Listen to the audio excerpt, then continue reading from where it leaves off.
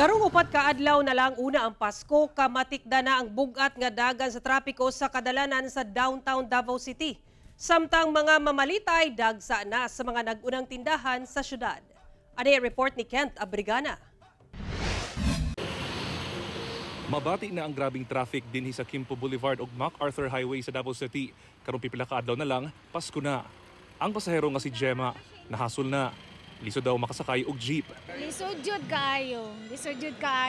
Para ingon ani, makuan ka kay syempre ang tao daghan, niya isa pa maglakaw ka. Nana po'y mga nagbaligya diri sa daplin. Menos usab ang kita sa ubang PUJ driver tungkol sa traffic. Taas mag-oras.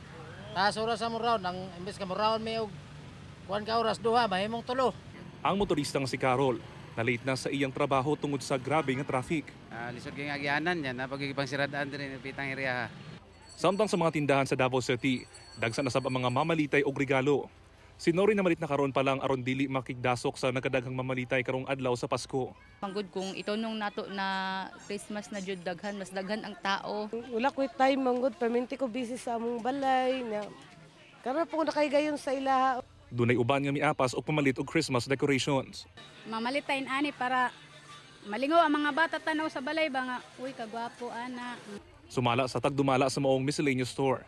Ilang nila uman nga mas mudaghan pa ang ihap sa mga mamalitay samtang nagkaduol ang Pasko. Mas mudaghan pa jud ni siya, sir. Expected na jud na siya kay barato lang ang pugod mo among mga item diri. Apan dunay ubang mamalitay nga mamalit na lang og regalo online tungod sa kabusy.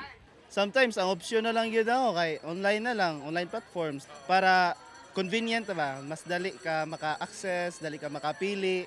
Busa, nagpaymangno ang Department of Trade and Industry sa mga nagaplano mamalit og mga regalo online. If naamoy mga transactions online, reminders lang no to please patronize katong mga legitimate shops no na naa sa ato ang mga regular platforms, online platforms because kanisya na mga shops are in a way naay mga registrations to support no their business operations. Gibutyag usab sa Malacañang nga fake news ang mikatag nga post online kabahin sa pagdeclare matud pa og special half working day sa nasod ugma December 22.